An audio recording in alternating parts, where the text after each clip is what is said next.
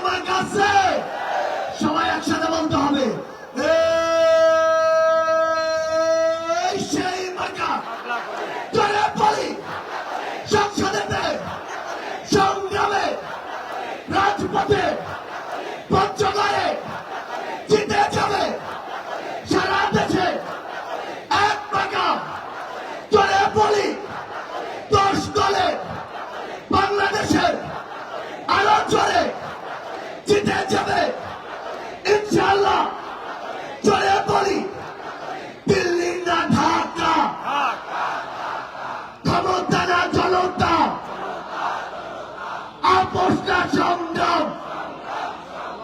দালালি না রাজপথ দিয়েছি তো রক্ত আরো দেব রক্ত রক্তের বন্যায় ভেসে যাবে অন্যায় আবু সাইদ মুগ্ধ